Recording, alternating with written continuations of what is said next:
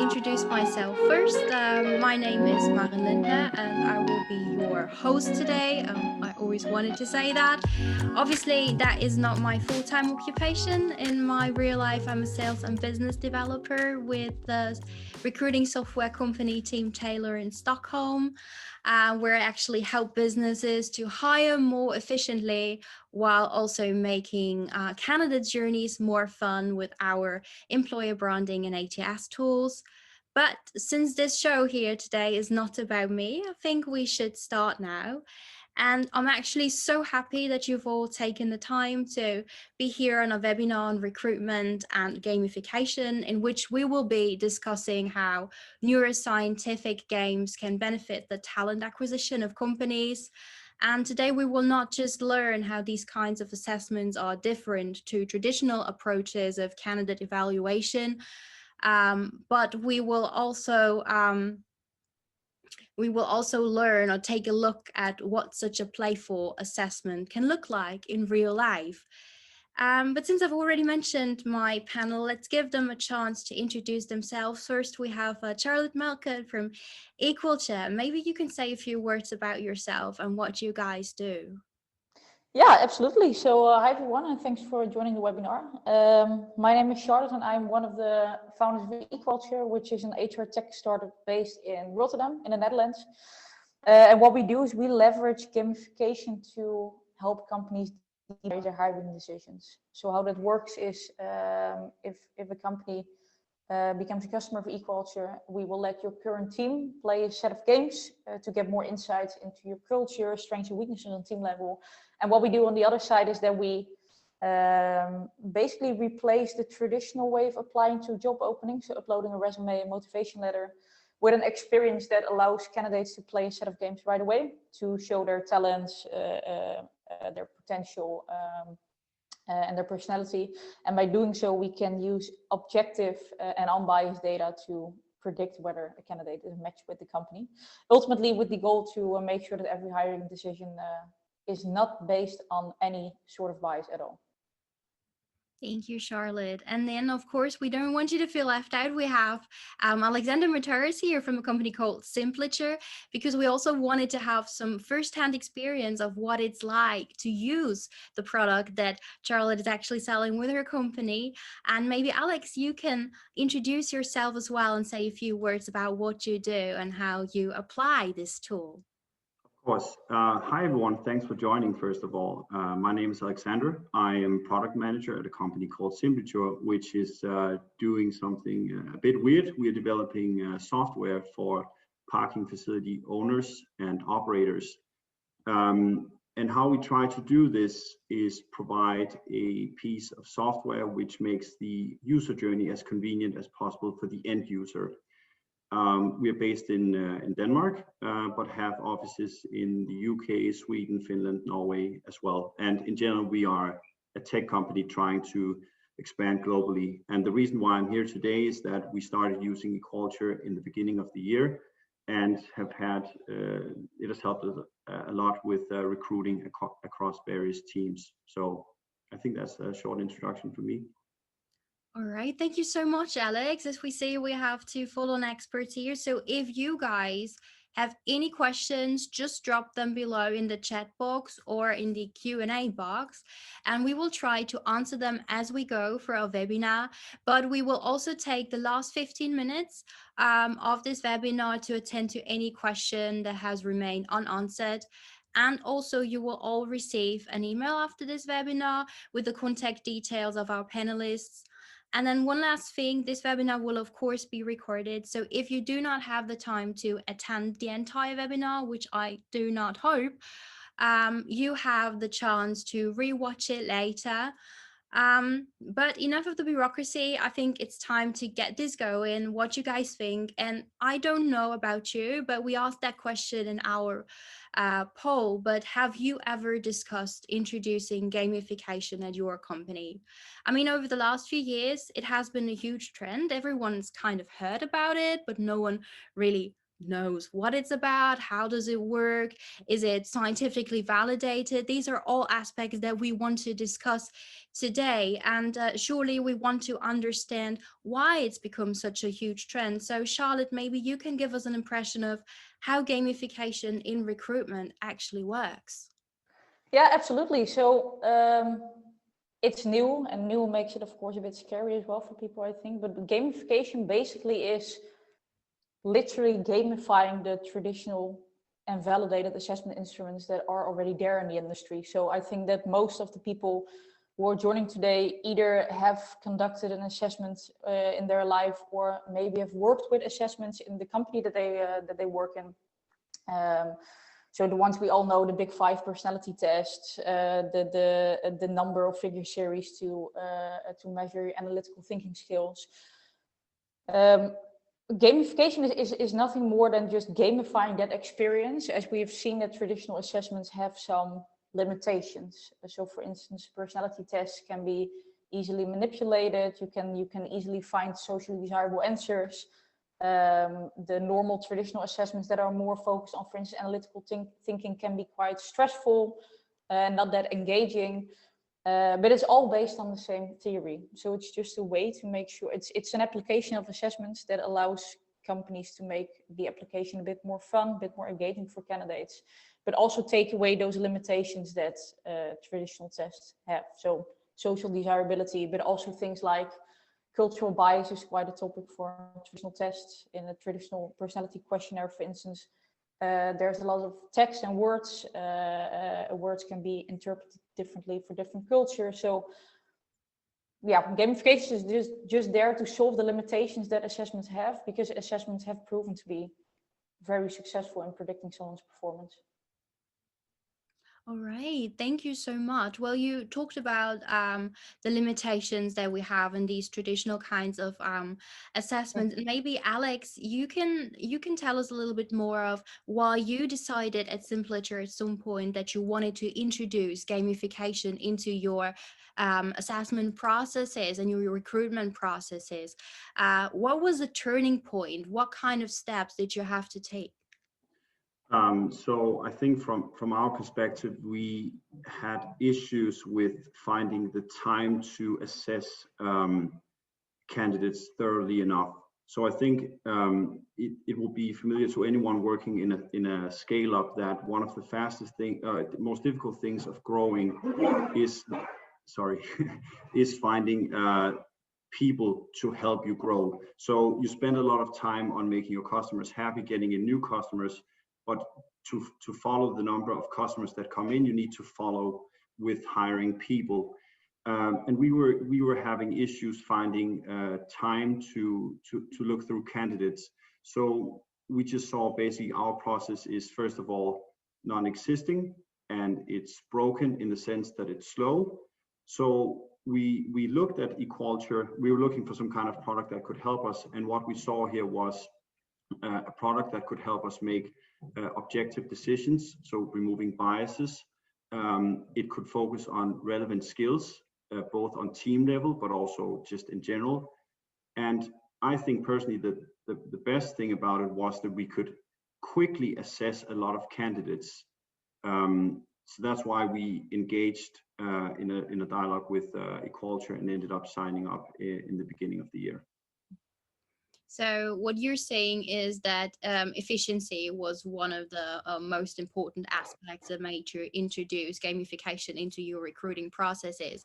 Yes. But what would you say is generally the biggest advantage of gamification in comparison to traditional assessments that you've undertaken maybe a year ago?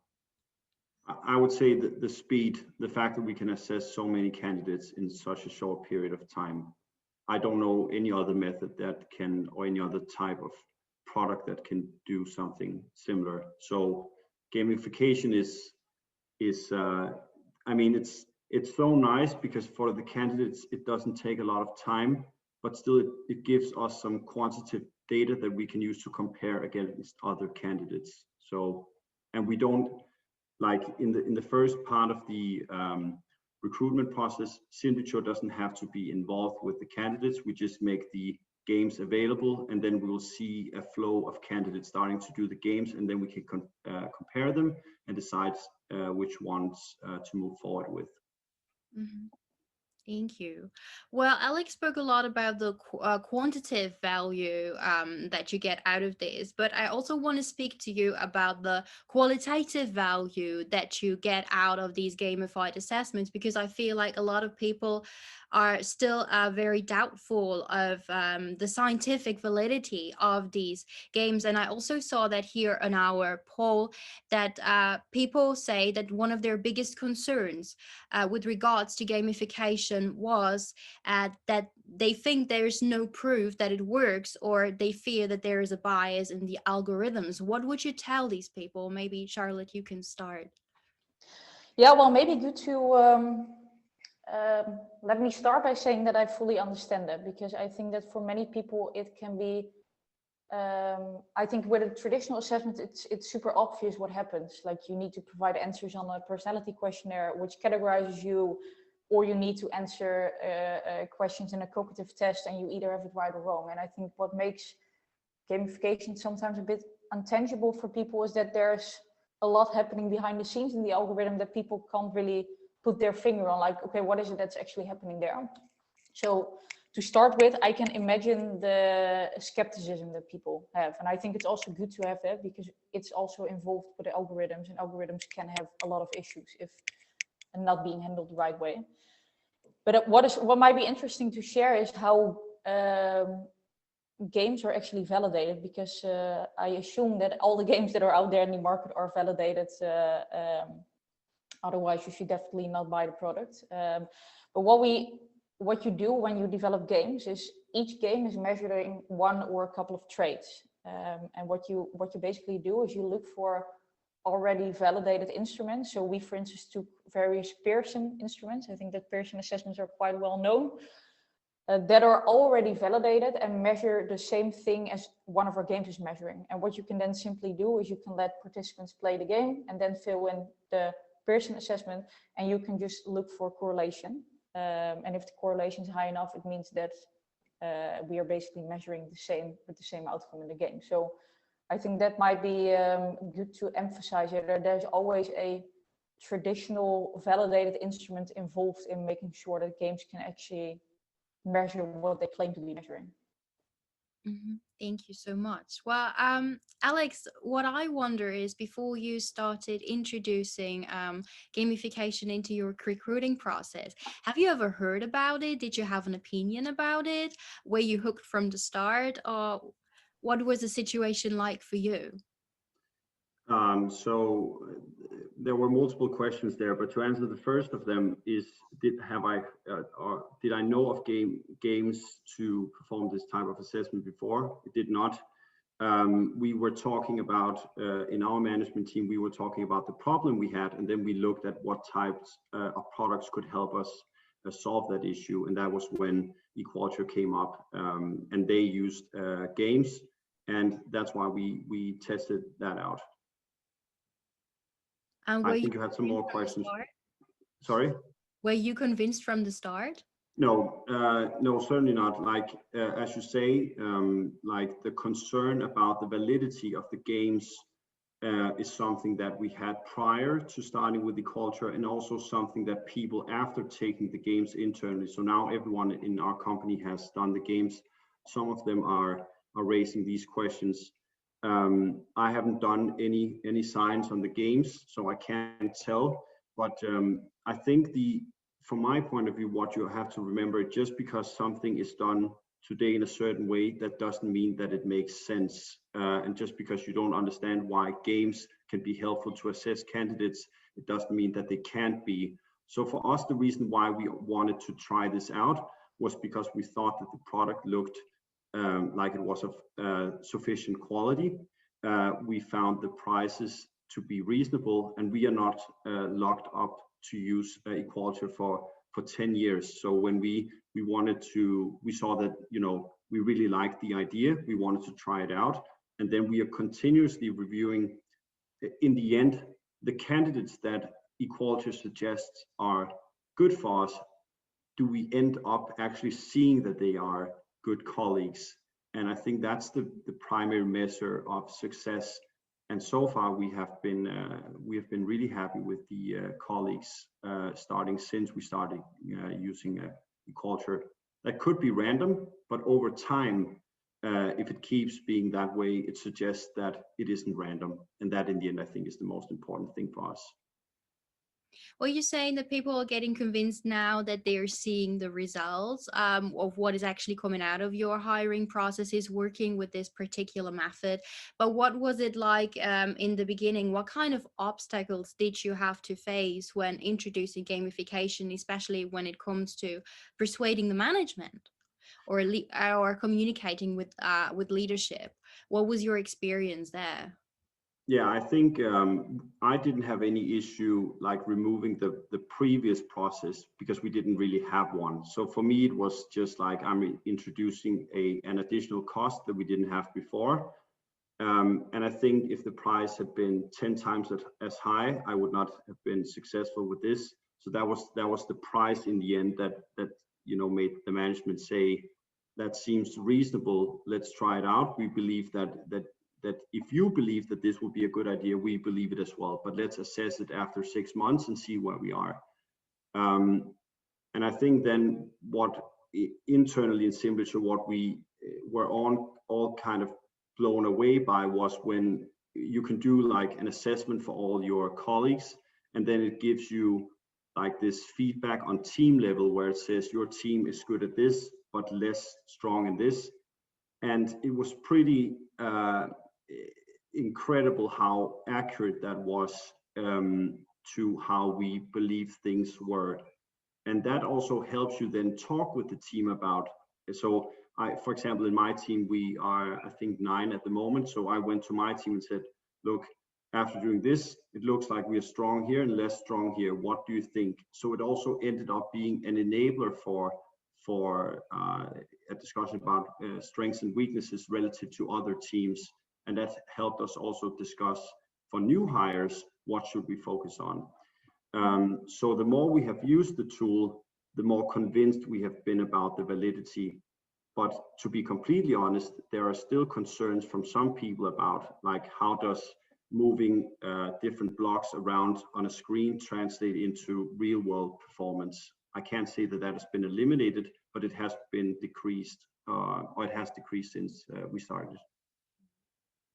Thank you very much. I think for everyone in our audience who has never come across this topic, gamification, maybe we have to explain a little bit further how gamification works and how these games are actually developed on a team level within a company. Maybe Charlotte, you can tell us a little bit more about how you evaluate your own team first before you go out and look for a new candidate. How does that work?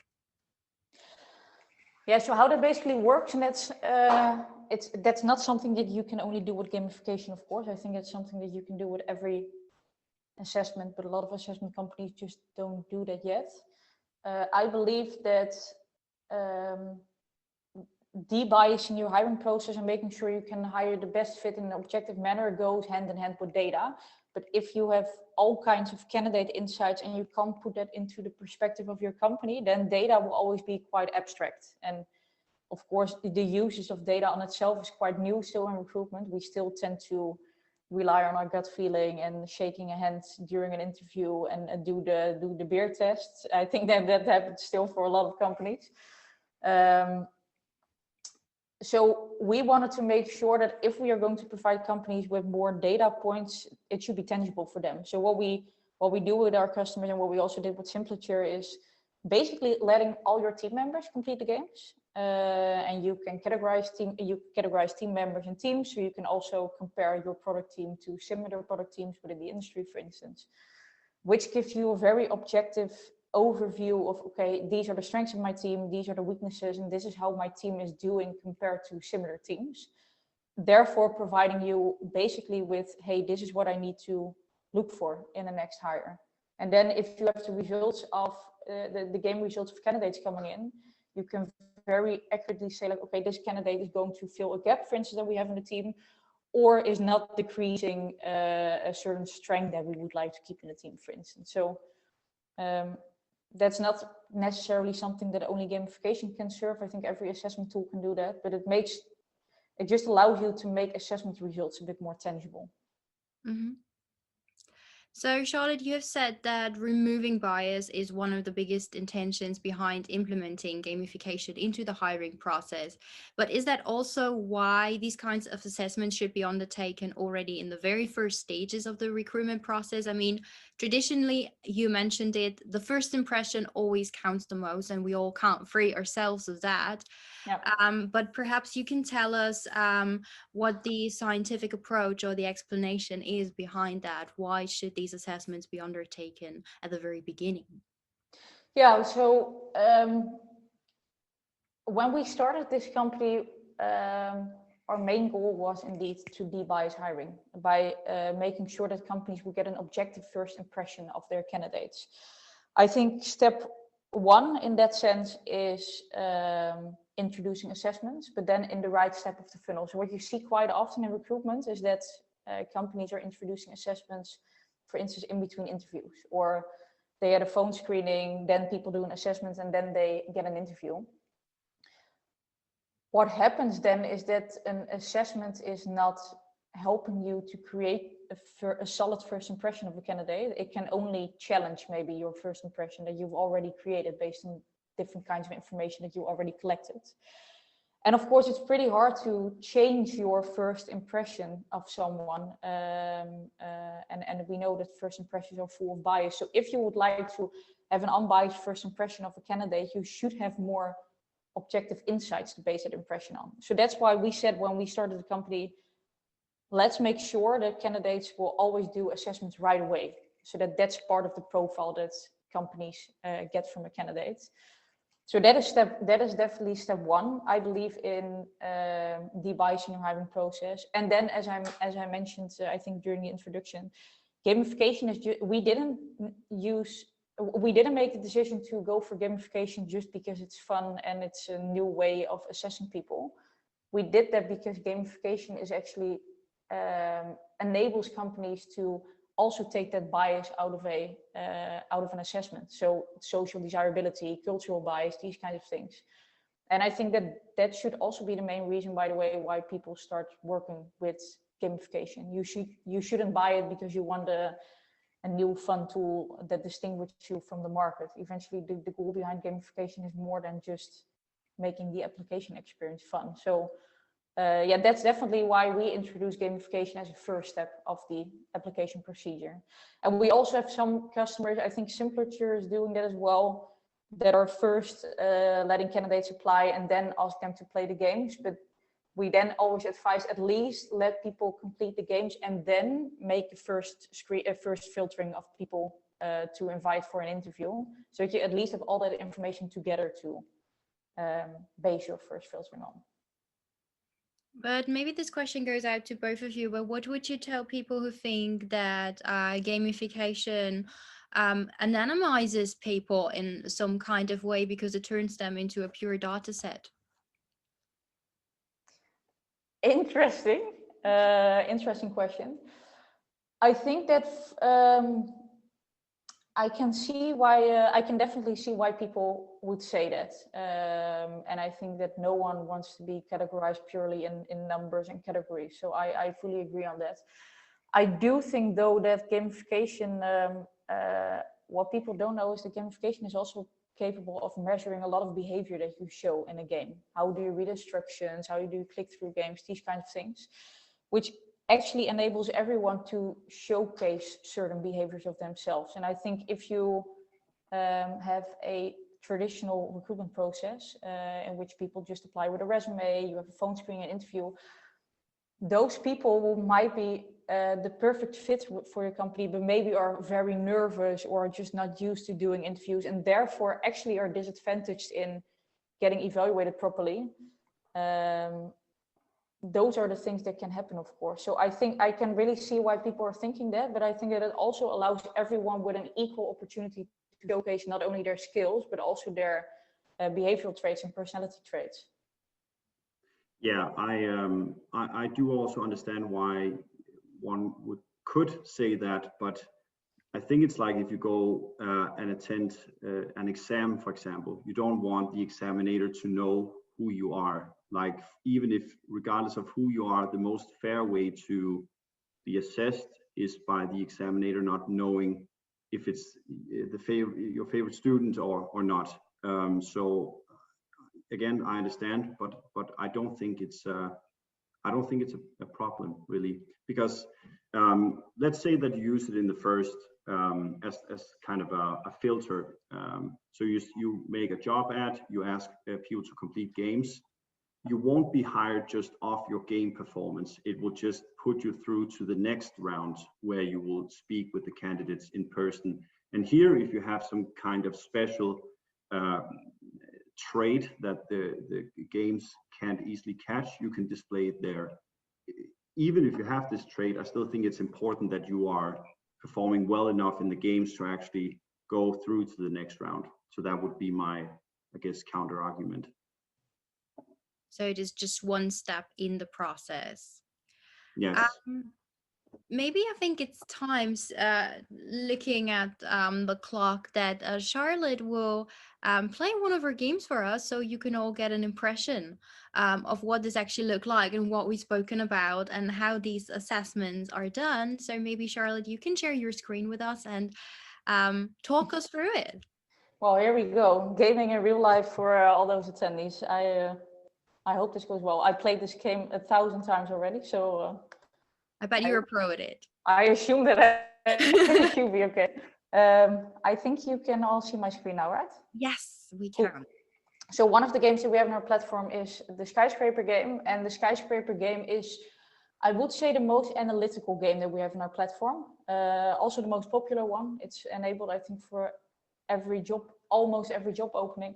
And it's really looking at someone's critical thinking ability and problem solving ability. Are you capable of independently dealing with issues that come across on a daily basis? And we've seen that this game especially became more relevant in times of COVID, as you are all remote and there is a bit more independency required, of course, from people. So how it works, if you start a game, you can select a device on which you're playing the game, because of course you can be a bit faster on certain devices. So that's taken into consideration. In my case, I go for trackpad. And what you need to do in this game, I'm clicking through the instructions quickly so that I can show you, but that is actually already relevant, how you are reading instructions, how fast you click through, etc. But how it works, pretty simple actually. You have an example here shown above, and you need to rebuild that example. So that starts very easily, if I get answers right and I become better and better, then it also becomes harder.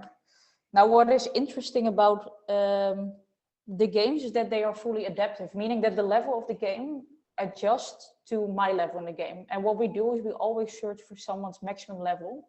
So a level on which you can no longer solve the puzzle, basically, as that level translates into your highest potential. In this case, in critical thinking of problem solving.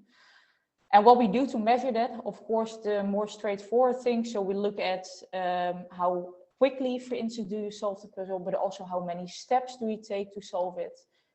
Do we see a lot of mouse movements? So do we see that you doubt a lot, like I'm picking up this box now and I put it from left to right and then I decide to put it back, means that I'm not quite sure about my move. So these are all kinds of things that we can measure to eventually say something about your ability to independently deal with complex issues that happen in the work floor. So that's how it works, basically, and that's one of the examples. So this is a very analytical one, but you've also games, of course, that are way more focused on someone's behavior. For instance, flexibility, I think, is one of the most popular things that people would like to know nowadays, but also things like risk-taking, emotional control, these kinds of things. So there's actually a lot possible, and the things you would expect to be measuring. I think the stuff that is also being measured with traditional tests. So that's how it works. And now I'm quickly going to stop because under time pressure, I'm not dealing so well in this game. Thank you very much for playing that for us. What caught my eye actually is there was no timer to see, and from my own experience, and I think everyone can relate to that. Everyone who's ever sent an application out to a bigger company, usually you get an answer saying you have to do a logic test, and usually you get this logic test with a timer. So would you say that your product actually reduces the stress level of the applicant? I think it largely reduces it. We can't, I think that one of the maybe misperceptions of gamified assessments is that it's always only super fun for people to do. What we do is, of course, gamified assessments make it more engaging and less stressful for people. So it looks less serious. Things like indeed removing a timer, those kinds of things definitely help. And I think that, yeah, games are simply more fun to do than filling in a questionnaire, for instance.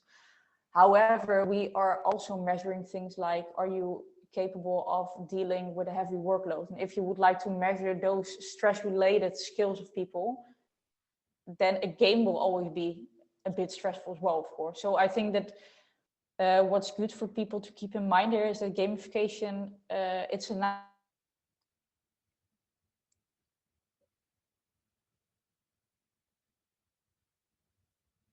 She's gone. I don't know if it's her internet. Alex, are you still here? Yeah, I'm still here if it helps. But I was actually worried that it was my oh, okay, there she is. it She's was mine. Oh, I had an entire story and I was gone. oh my god, I'm so sorry, Charlotte. Maybe can you just quickly start again because suddenly No you were worries at gone. all. Where did I leave?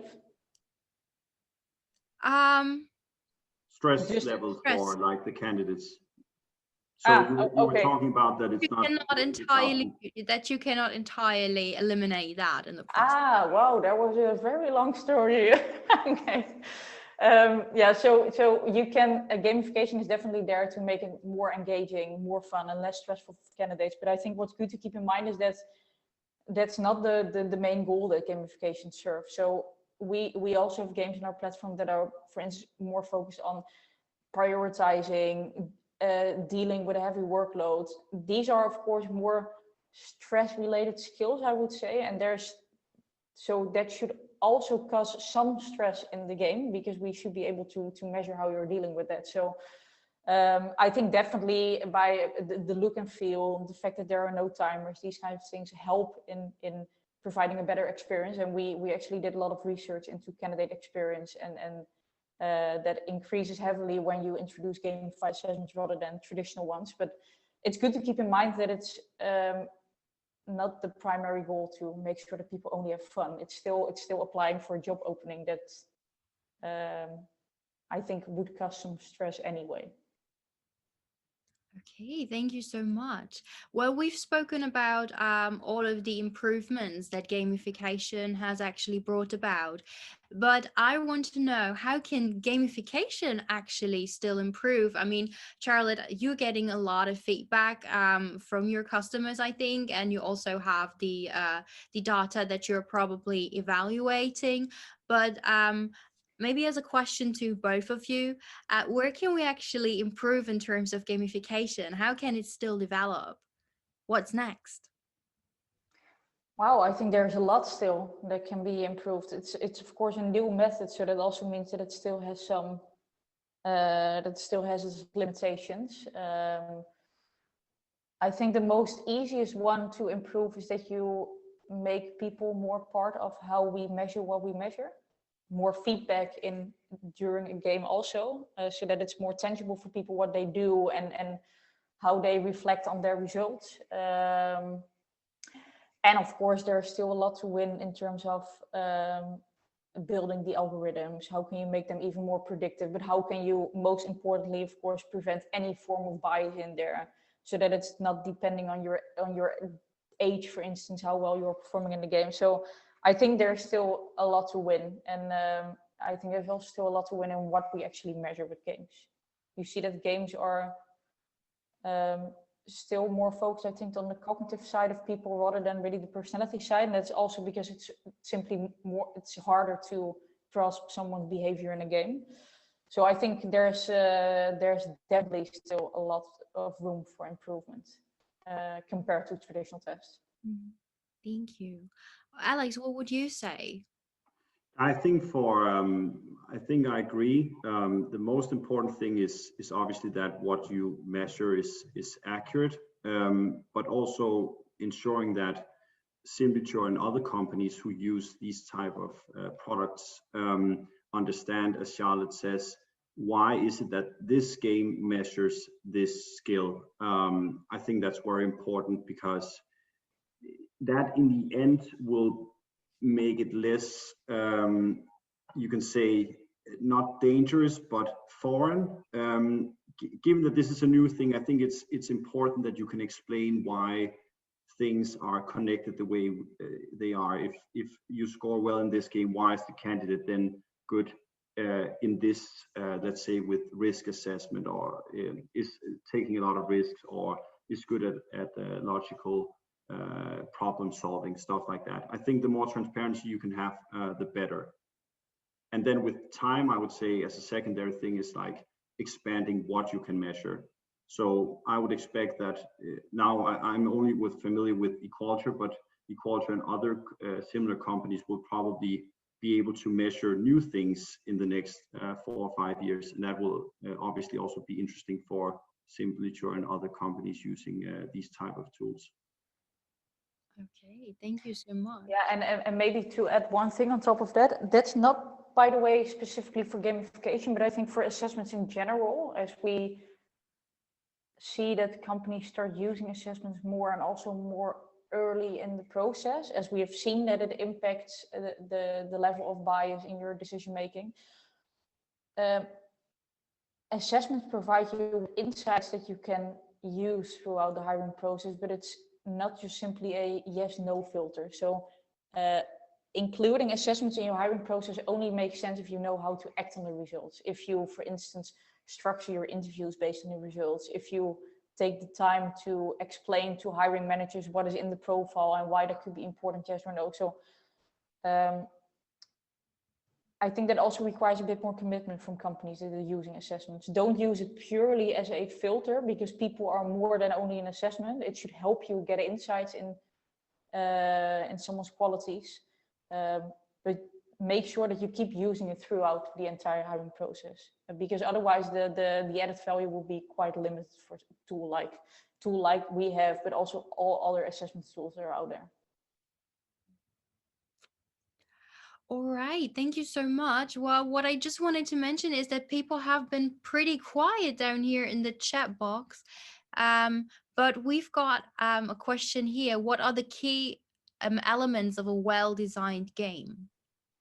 Is it the filtering function, or what do you guys think? Or maybe Charlotte can start. What are the key elements of a well-designed game? Scientific proof, I think the most important one. Each game should be designed from the perspective of how it works when you develop a game. Basically, you sit in a room with a neuroscientist and you are talking about flexibility, for instance, and you come up with a game that measures certain behaviors that you need to have in order to assess flexibility. So it definitely starts with a scientific foundation, I would say. Then, of course, the algorithm that's behind it. The algorithm should be validated, should be tested for the impact of demographics, for instance, cultural bias, etc. It should also be able for people with dyslexia, for instance, to still take part in the game. So we should make sure that it's diverse enough for everyone. And of course, the design should be explainable enough, really the visual design. Games limit the amount of text in a game, which we do to prevent cultural bias, but so it needs to be very self-explanatory what's expected from a candidate. So I would say scientific foundation, visual design, and bias prevention in the algorithm. Alex, what would you say? What makes a game well designed for you? The same as Charlotte says, it needs to measure something which is relevant for the people assessing the profile. So the fact that the game actually measures something relevant, That's the most important thing, and it communicates what it has measured to the hiring manager.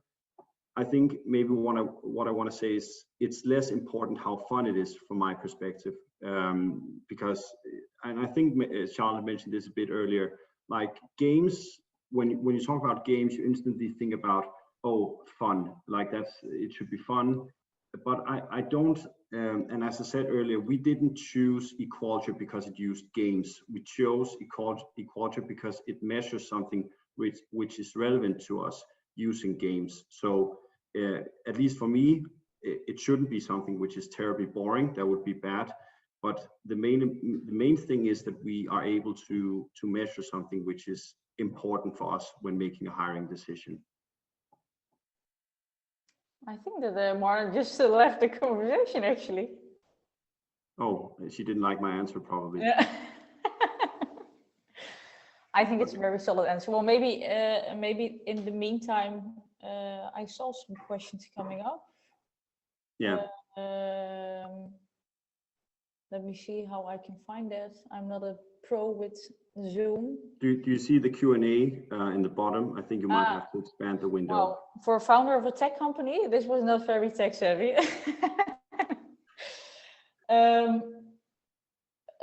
Well, maybe the question from Benjamin is a nice one. What kind of roles, what kind of skill sets are best validated in these kinds of games? I think, Benjamin, to answer that, it's mostly cognitive skills and also some behavioral skills. So think about critical thinking, problem solving, but also flexibility, emotional control, risk-taking behavior, conscientiousness. I think it's what you would expect in most traditional tests also. That would be my answer, I think. And I see that in the meantime, Marin is back, so you can take over again. Did I miss anything? I just started to reconnect several times and it didn't work for me. I'm so sorry. No worries at all. I just answered, I saw a question from Benjamin in the Q&A, so I thought let's take the time to answer one of his questions. So you're just in time. Perfect. But unfortunately, I'm no longer able to see your questions, guys. Well, we can still see them. Well, one last question from Matilda is actually coming from Team Taylor. And she asked, when in the recruitment process should you use games? And I think we discussed that or touched on that a little bit earlier. But maybe we can pick that up once more. Maybe Charlotte, you can say a little bit about that. My recommendation, I think, as I mentioned before, will be definitely in the beginning to allow yourself to base your first impression on the game's results also. Or at least if the beginning doesn't feel comfortable enough for you, I can imagine that for some companies where, for instance, the amount of applications is very, very low, or you scout people yourself, then it gets introduced in the second step. But I would say always before you make that first filtering of people, so that the results are part of your filtering and do not assess your filtering afterwards. But I wonder, do you also have clients who use gamified assessments during different stages of the application process? So maybe in the beginning and then once more after a first interview, maybe? Yeah, we do. We definitely have customers who do that. As of course, you can't force people to stick to the workflow that you recommend them to work with. But what we see is that companies that tend to be maybe a bit more skeptical about the game sometimes start later in the process. So in between interviews, for instance, and you see that once they become more used to gamification and their trust is growing, the position in the funnel changes to the front of the funnel. Mm-hmm. Maybe I can add that in Simplyture it varies on team level or team by team, because if we have a sales role or an operations role, we typically have more than 100 applicants, and here we put it early in the process. But if we are looking for developers in Denmark, where it is very hard to find developers, we have moved it from being initial to being second. So the only thing we ask is just some sign of interest and then I will reach out to them personally and say, hey, thanks for reaching out. We think your profile is interesting. Please conduct the games and then follow up after. And it's not because we prefer to do it this way, but we just saw that we had the impression that some candidates were not applying, at least developers, when they had to do games in the first round. And I don't know if this is specific to Denmark, but I just know that here other companies are paying developers to do assessment tests. So the more we ask of them in the first round, the fewer candidates will get through. So that's why we ended up doing it different in our team, on my team. What I'm reading here in the comments in the chat box is actually, for example, Pascal said that they're also using it after the initial contact, that it's one of the very first steps that they're taking in the process. Then Paulina is asking a very, very interesting question. She says, hi, can you share what changes have you observed after launching gamification in the recruitment process? And I think this goes out to Alex. So from my perspective, what we have seen in Simplyture is that our recruitment process feels, we feel more comfortable about the process. It feels less random. It feels more strict. That doesn't necessarily say a lot because our process before was, like, as I said, non-existing. But we do have a higher degree of confidence during the process and after, and also after the hire. And what has also happened is that the discussions we have internally about candidates become more reliant on some data that we actually have, which is the Equalture data, and not just the CV and our gut feeling of the candidate.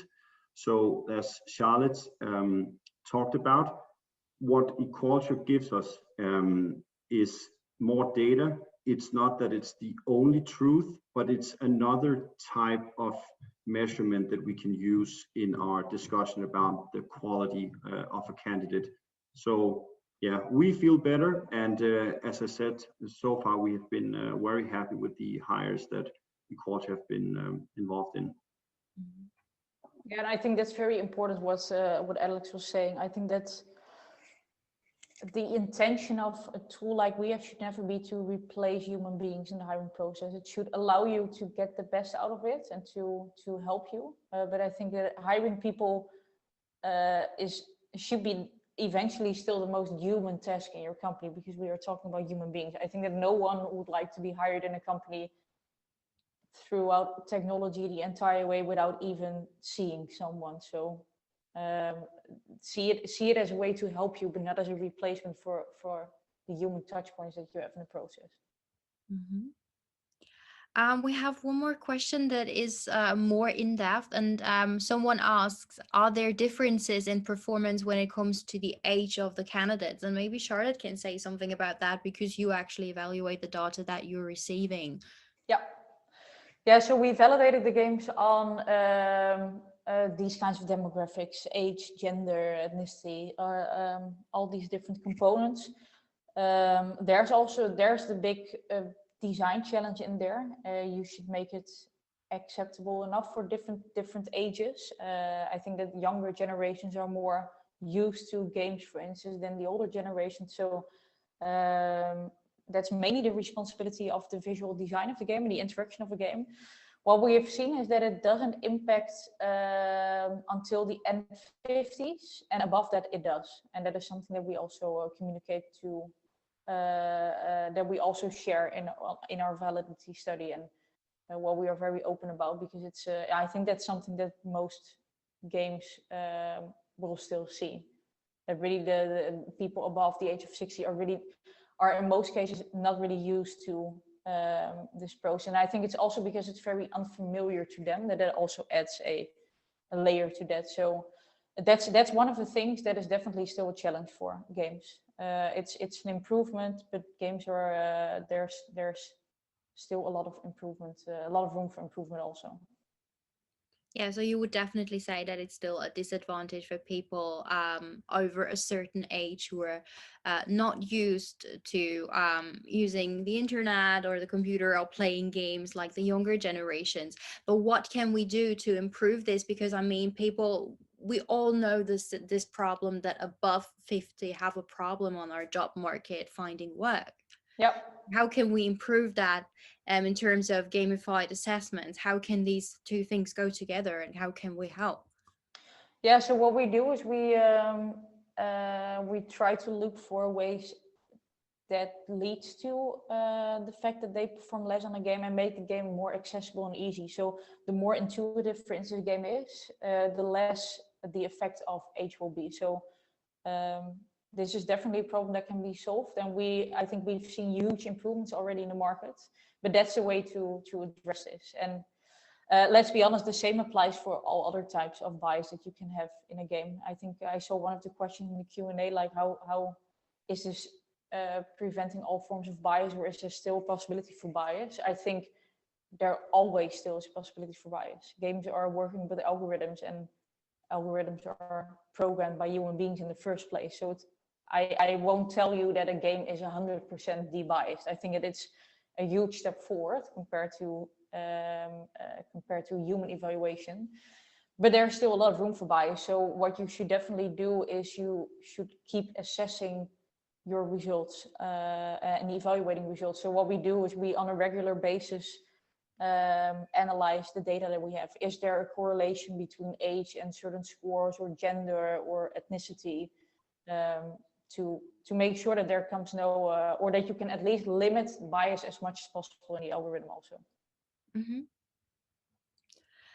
We have one more question that also goes into this direction, and someone asked, what do you think about using blind hiring features during the hiring process? What do you think, Alex, before I answer? I'm not sure I understand the question, so maybe you can help me understand, then I'll happily. If you blind hiring, so if you mask all the personal details from a candidate, so that you can't see someone's age, gender, etc., when someone applies to your company. I generally like that idea. I would not want to hire someone based on their gender, skin color, age. Ideally, for me, that should not be displayed.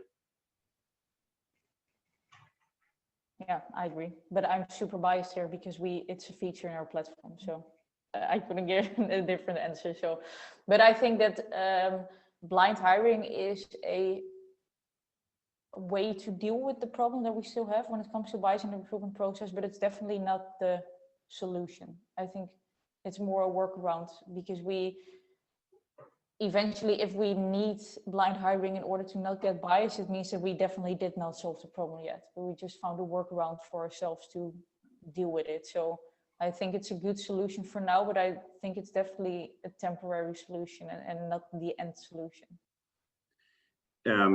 Maybe I can just elaborate a bit on what I said, because I wouldn't like to hire someone without knowing these things. But what I do appreciate is the fact that when I see like the game performance, that I don't see this information. It's not that I myself have a problem with it, but I like the idea of this not having any kind of influence on the scores. Without becoming political, I think it's kind of obvious that humans, or at least so far, not everyone has done a great job of like being objective, like assessing people equally, if they are male, female, if they have a weird last name, maybe you are more concerned, etc., etc. So whatever can help us make the best decision for our company, I think I generally support. No, thank you so much. We've seen that time's been a marathon runner today. We only have 4 minutes left, so I think we should summarize that. And for that, I have one last question. What do you guys think are generally the biggest benefits of gamification on the one hand for a business, and on the other hand for the candidate? I can start. for us and other companies using gamification, it would be a lot of assessments done quickly and accurately. At least that's what we assume. And for the candidate, it's a way to be measured on what matters and not other kinds of things where your background might have helped you get a head start to other candidates. So at least I like the idea that gamification makes the game of applying for a job more fair to everyone participating. Charlotte? My turn then. Yeah. Largest benefits for companies, of course, the success of a company depends on the success of your hiring. People make the success of your company, and gamification is a tool that allows you to not miss out on those talents that can actually add value to your company. For candidates, I would say only if you explain it properly, because I think that candidates can also be skeptical about gamification, but it's a way to ensure that you can really showcase yourself and the potential that you have without only being judged on what you have done. So that's something that our partnerships manager, well, you guys both know her, of course, also said that to us. Like, it was really nice if you are still quite junior also in your career to have an opportunity to show what you got and show the potential that you have, and that is actually being taken into consideration when your profile is evaluated. So I would definitely say an equal chance for everyone to show their potential on the exact same data set. No, I really love this idea of equality in the recruitment process, and I think we have to wrap this up now, unfortunately.